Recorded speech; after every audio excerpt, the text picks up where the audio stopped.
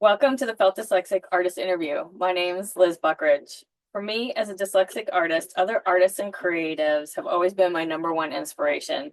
In these interviews, we talk with artists and creatives who share their stories and we gain insight into their process from inspiration to art tips, career building, and more. We're so lucky to listen to the wisdom of Ashley Buckeridge today. I'm so excited to hear about her past and future projects and her insights on life as an artist. Hi, Ashley. Hi. Thank you for talking with us today. Yeah, thanks for having Yay. me. So I'm going to jump right in. Describe the art you make. What medium do you primarily work in, and why do you choose that medium? So I sew. That's my main thing. I'm trying to go into like costuming for theater. But I also just sew for fun. It's mostly like clothes. I make a lot of clothes for me. But costuming is obviously like making clothes for theater and everybody else. And that's kind of different than like fashion actually, which I think a lot of people don't think about. There's like things about clothes you have to wear on stage that's different about like runway clothes, like how they work and stuff. But I do a little bit of both fashion stuff and costume stuff. And sometimes just for fun, other art. I've done a little like embroidery and needle felting, painting, stuff like that. But mostly sewing. Yeah. It's awesome. Do you work in any other mediums besides those? Um, yeah, like for fun, I'll do some other stuff. And I'm trying to do more fashion illustration, obviously. That's like a big part of fashion mostly is like drawing. A lot of people want to see that, and it is good to like see your ideas on the page before making it. So I am actually trying to get back into like drawing on paper and stuff like that to kind of help with sewing and stuff that I do. So Oh, how did you get into making art? Can you tell us about your background and how you first became interested in art? yeah, I've been doing art stuff since I was like a really little kid, like before you can kind of remember. But my like parents were always really good about putting us in artistic stuff. I remember as a kid, my parents had us go take classes with this lady. Her name is Miss Lynn. And I love doing this. This was me and all my brothers did this. We would go to her house in our town, I think. And she had a little art studio in there and then also just the most like beautiful garden. And we would either be in her studio making like little sculptures out of clay or like painting stuff, or if it was nice, we would go outside and set up easels in her garden and make like pastel drawings of like the flowers and stuff. And I thought she was like the coolest too. Her studio was like covered just in paint. Her door was like rainbows, just the coolest thing. And her garden, I love. So that is like one of the earliest kind of memories I have of doing art and stuff like that. And then it was just always something we had like in school and stuff. And my mom was also signed me and my brother up for sewing classes too when we were really young. And she had this little sewing box I still have in my room actually. It's just full of like little scraps of fabric and buttons and needles and stuff. And just as a kid, I would love to pull it out and just like sew a button onto like a piece of fabric, like just for fun. So yeah, I think it's like because of my parents who like let me do art pretty early that I got into like sewing and art and stuff like that. Wow. Hmm. How did you get into your specific style? Yeah, how did you get into your specific style? I always thought that I was really influenced by this book series that I had as a kid that I was obsessed with called Fancy Nancy. And she was like just this little girl. I mean, she was like my age when I was reading them, she was like 6, 7, or 8 or whatever. And she would walk around her house in like ballet slippers and like a tiara or like a feather boa or something. And she was just obsessed with like fancy words and fancy stuff like Paris or something or fine dining. But she just loved things that were sparkly and colorful. And I loved her as a kid. I wanted to be just like her. She had like a canopy on her bed. I thought that was awesome. I wanted one so bad. And yeah, I've always, I think, kind of strived to be a little like her. She would like tie a bed sheet around her waist to make like a cool skirt or something. So she was just very creative and inventive, and I thought she was the coolest ever. And I still kind of do. And I think that like really influenced me as a kid and kind of made me the way I am because my style is very like loud and bright and creative. And I've kind of learned to just do express the stuff that's in me because for a long time I was influenced by, other people and kind of held back. But it's because of, stuff her and other people that I've learned to just make what's inside of me. instead, and that is very bright and loud and kind of unafraid, sparkly, stuff like that. So yeah, I credit her. Nice. What other themes or subjects inspire your work? Hmm. I'm also kind of very inspired by nature, mostly like flowers. I always, a lot of times in like school and stuff, I would be brainstorming and I'd always find myself like, I'd be like, oh, it's another project that's kind of floral again, because I just kind of can't help it. I'm a big fan of like the cottagecore aesthetic, that is, where people are just kind of like romanticized, sort of like country living, like meadows and picnics and living in like a cottage and being in nature and stuff. And I really do love that. I love anything floral and kind of pastel and stuff like that. And I'm also a big fan of history, anything historical. Historical fashion is like my all-time favorite. And so I'm always looking through, yeah, like history books. My last project was inspired by like Rococo fashion. So yeah, I'm a big fan of anything historical, stuff like that. That kind of comes through in my work a lot too. Yeah. Yay. Do you consider yourself neurodivergent or neurotypical? Neurodivergent, for sure. I was always a really anxious kid growing up. I was very shy.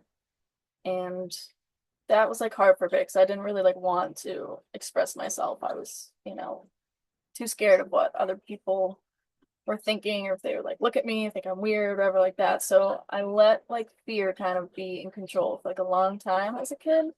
But I did a lot of like work and therapy and stuff like that, and got a lot braver. And I wouldn't say I'm never anxious because I definitely am, but it's improved a lot to the point where I've learned that you're much happier if you be who you are, no matter what other people are looking at you and thinking or whatever. It's, like you might think it's better to, avoid people's looks or whatever, but it's so much better to just be yourself.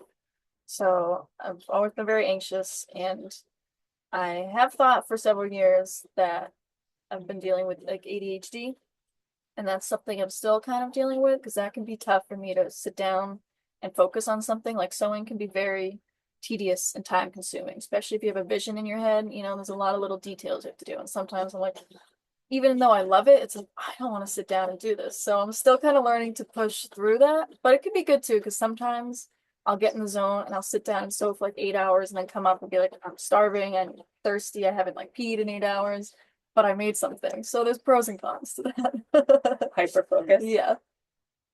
Have you faced any challenges or setbacks in your art career? And how did you overcome them?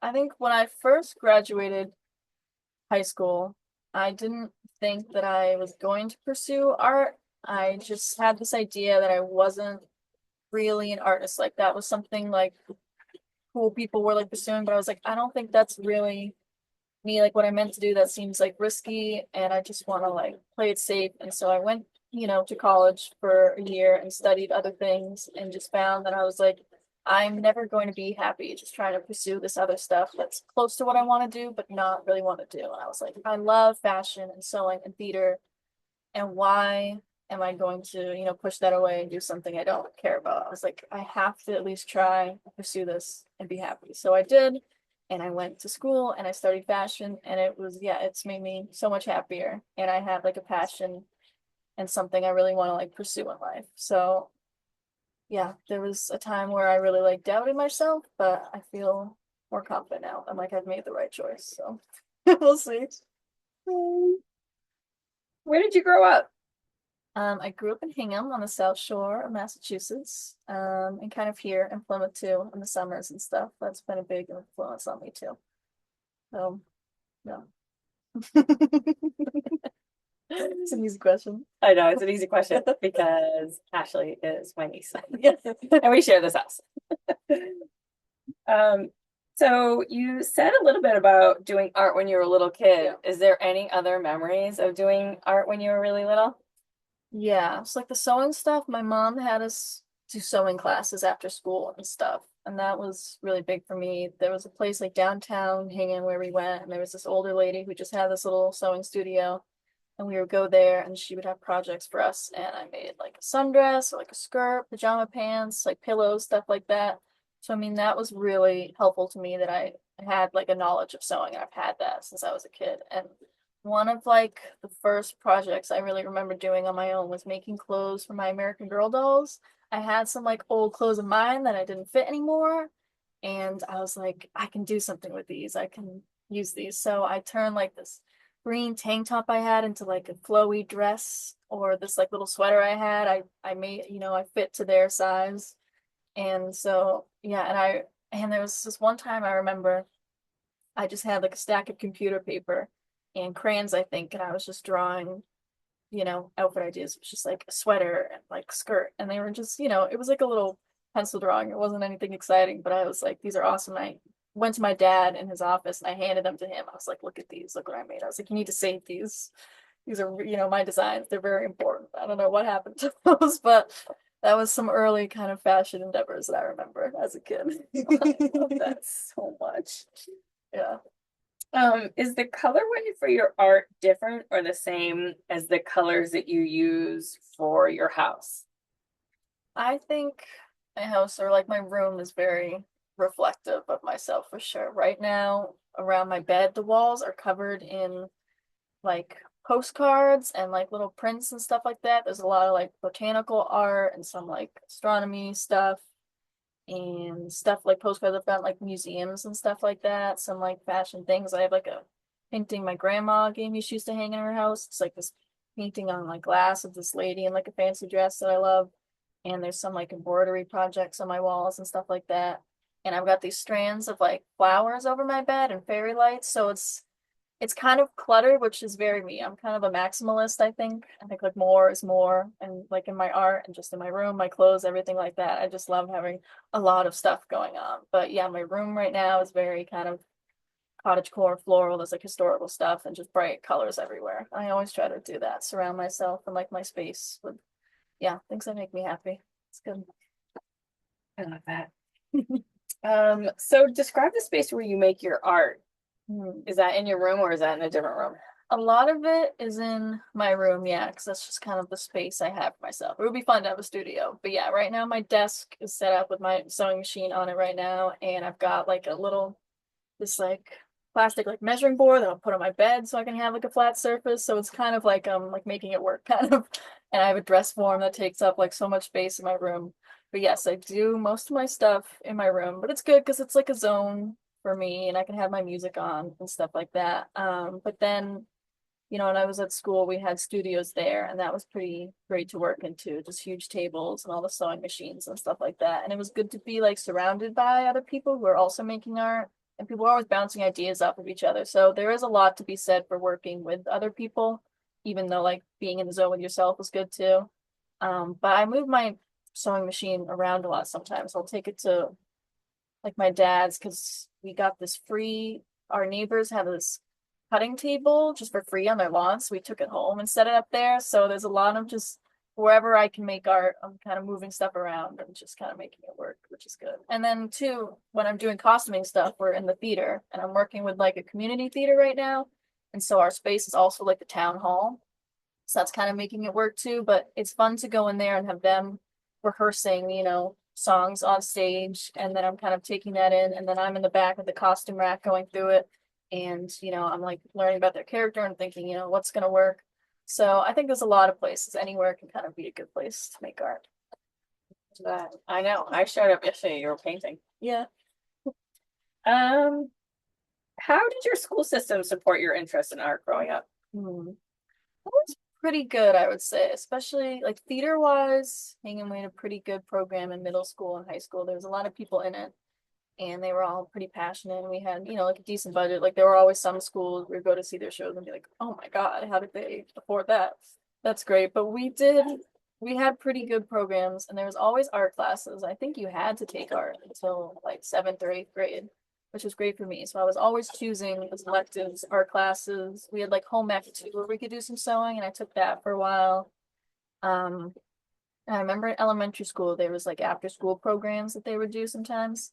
And this one teacher ran a jewelry making one for a few years, and it was my favorite one ever. Oh, I would always hope that she was doing that. And we would go, we just had like string and we were just, putting beads on string and making earrings. But I still have a few things that I made in like first grade that I kept because it was just so much fun. So school was good. And then obviously I went to mass art and that was just incredible, we were learning pattern making and fashion illustration, and I took some classes I, didn't expect, like digital pattern design, where I was designing like the patterns on fabric and stuff, which I actually came to really love. So it can be good to kind of go outside your box too. Like my high school had a wheel throwing class actually with like pottery, and I was terrible at it, like really bad. I learned that wasn't my medium, but it was really cool to be able to take that and to just learn. So school had, yeah, I was pretty fortunate to have some good opportunities in school, I think. So it's important. How do you see your work evolving or changing in the future? What do you have planned? Hmm. I mean, I still have a lot to learn. I would say I've improved a lot just in the past few years, but there's sewing too. There's so much to learn. There's like more there to learn than I will ever learn, I think. Um, and especially like costuming wise, I think, the more I get into that industry, the more I will learn about that. But I really want to get into more like structural stuff. I did a little bit at like my internship last year where we were making like masks and headpieces and wings and tails and stuff like that. And that was really cool as opposed to just like sewing a garment. It was just very different and interesting. And I want to work more on like my formal stuff too. I love making like ball gowns and stuff like that. So I want to get better at making little details, something like beading and stuff like that. I think would be fun to do. But yeah, I have a lot to learn. I just reorganized all my sewing stuff. I have a drawer right now that's just projects to work on listed in my priority. So I have a lot, a lot of ideas and a lot of stuff to work on. Exciting.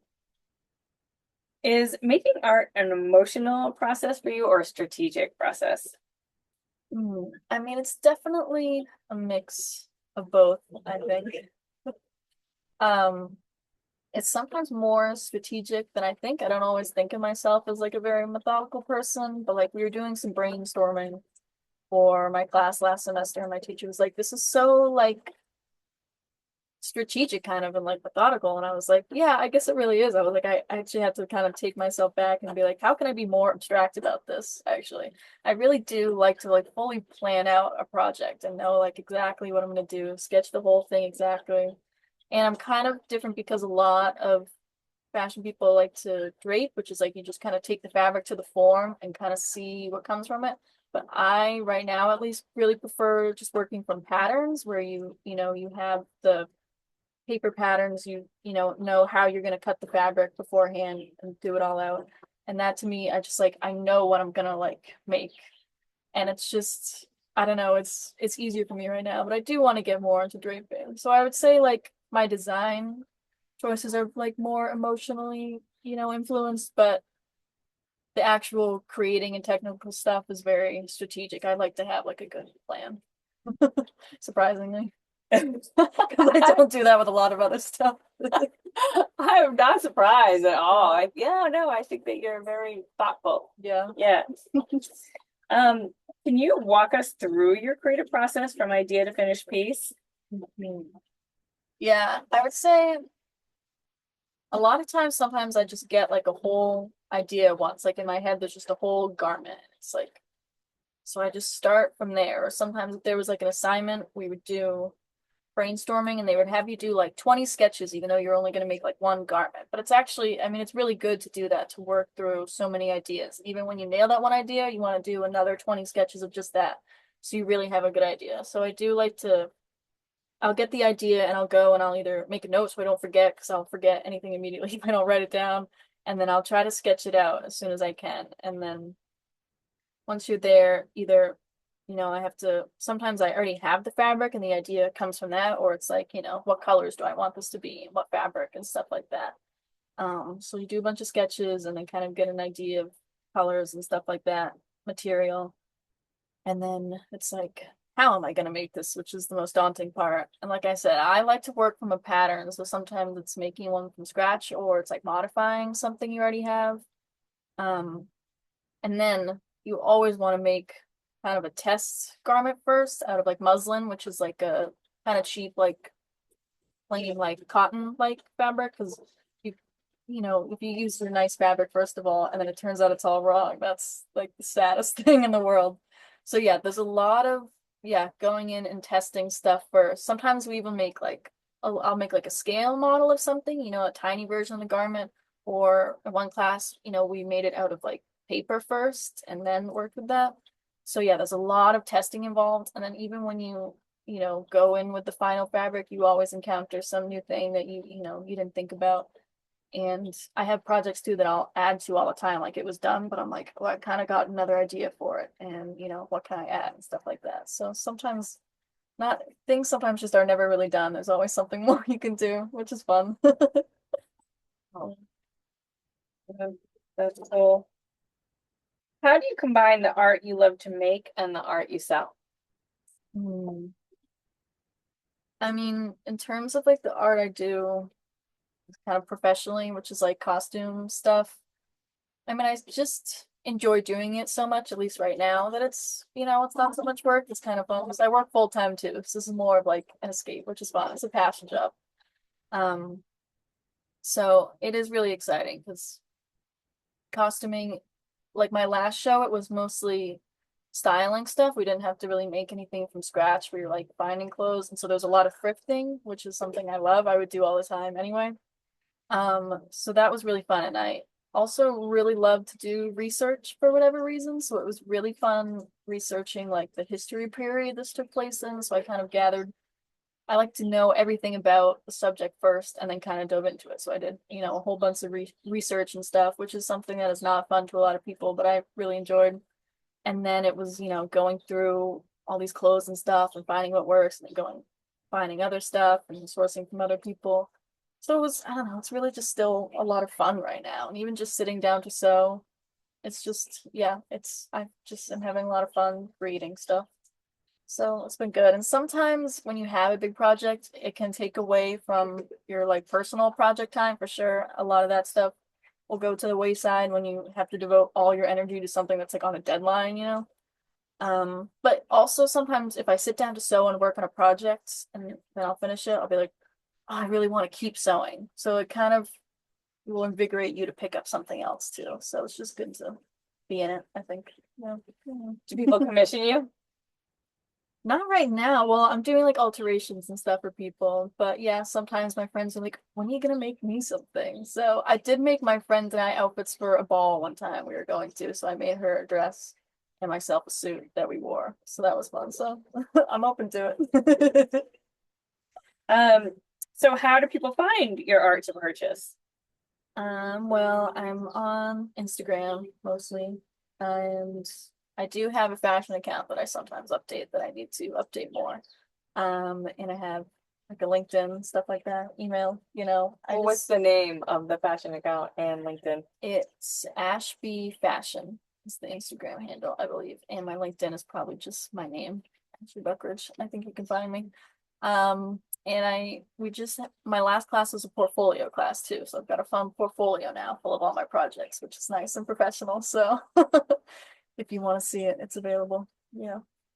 We are definitely gonna link. We'll Okay. put all that information in the show notes. Can you share a recent project or a piece of work that you're particularly happy about? Right now, I'm working on this dress, which is kind of a reimagining of my first project that I did in school. And even then, when I thought I knew a lot about sewing, I got here and I was like, oh, there's like so much more to know. I thought I knew, but no. And so that first project is definitely like, I look at it now, it's like, oh my God, like what was I thinking for some of this? But the idea was really fun. It was my first class was just looking at how we got like a basic bodice and like skirt, and it was like, how can you manipulate this? So like the top, I did like princess seams, which is like the seams going down here, and then the skirt was a gourd skirt, so it was made up of panels, and I shaped the skirt so it looked like petals of like a flower kind of. And the whole idea also came from this fabric that I've gotten. It was like a fabric scrap that someone was just like giving away. It's this awesome piece of like fabric from the 60s, I think. It's kind of like linen and it's like bright green and got these orange and white flowers on it. And I just loved it. I always wanted a project for it. So this first project was this dress and I sewed the flowers on. But like I said, it was a work in progress. So now I was like, I want to go back to this.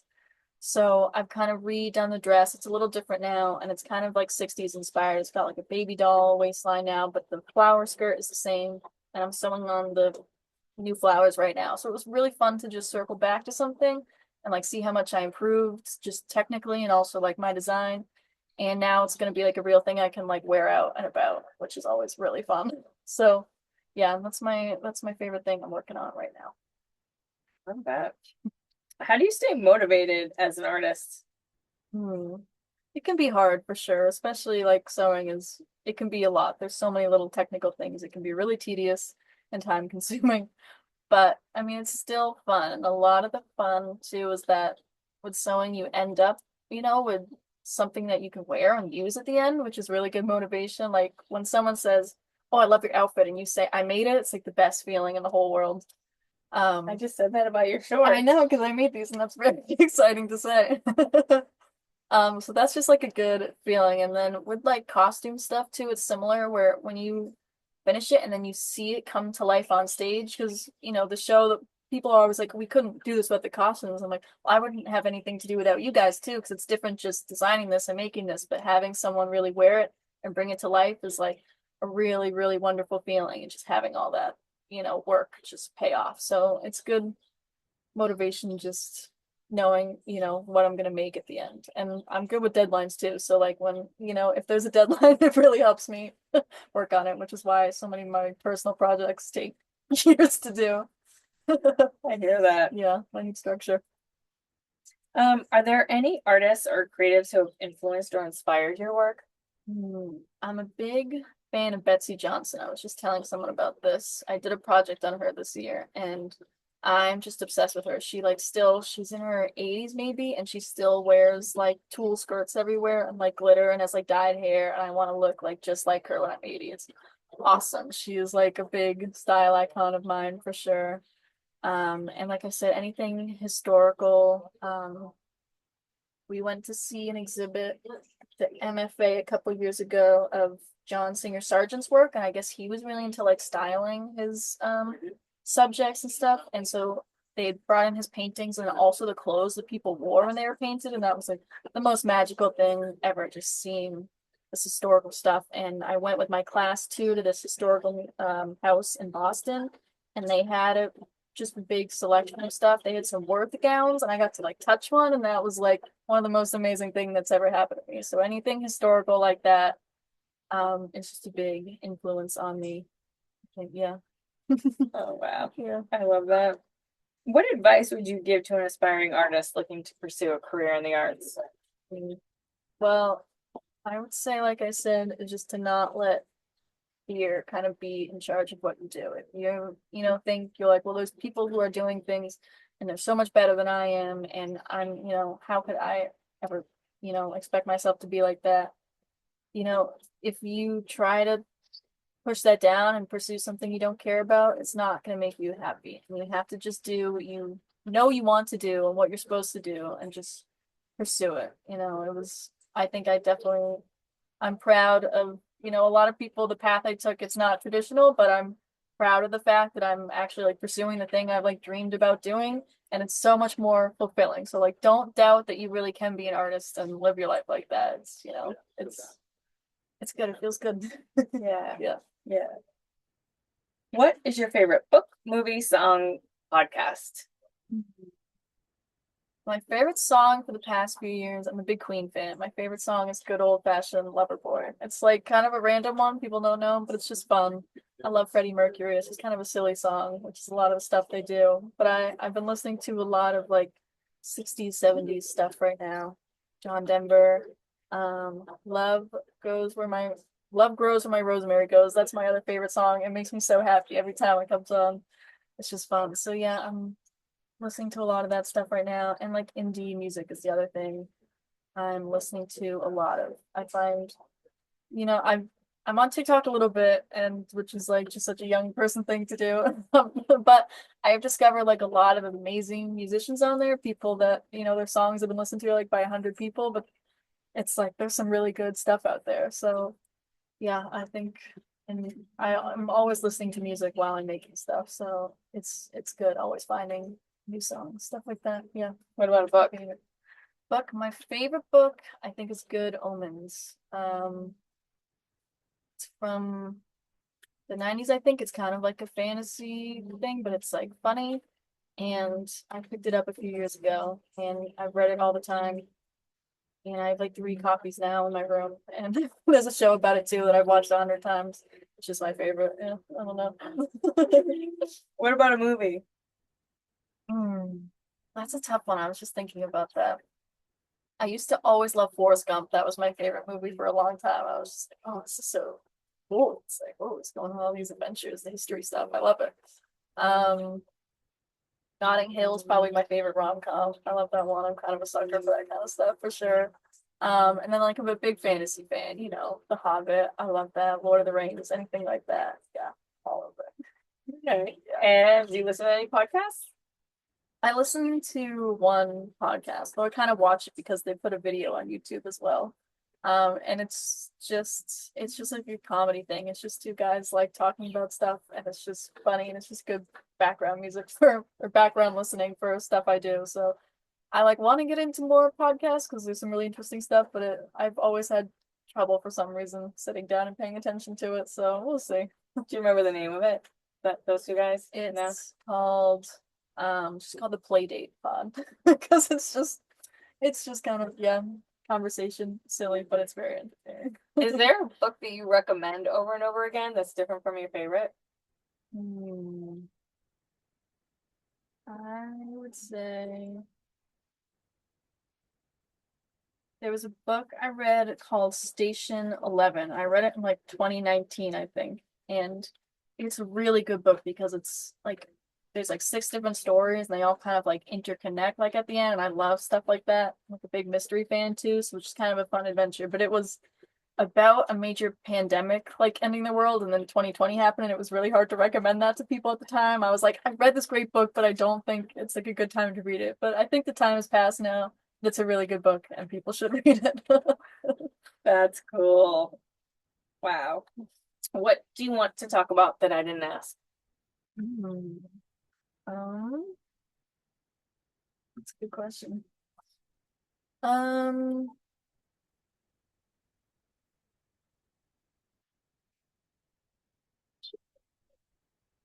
um, well, we could talk about here. We're in Plymouth right now, which is like where I spent a lot of my summers growing up, because this is like our family house that's been around for 100 years now. Very exciting.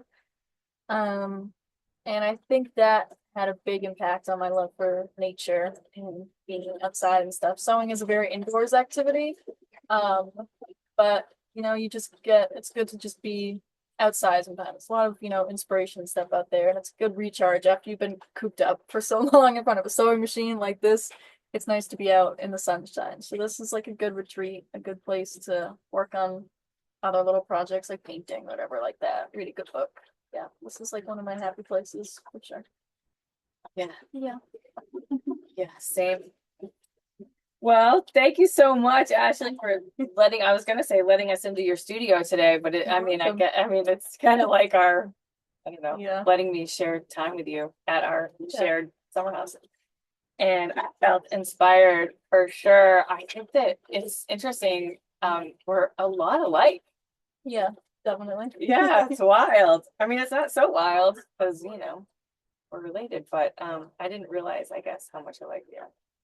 So I think that's really cool for me. I'm like so happy that I'm like you because I think you're so cool. Well, much love. And we'll see you next time.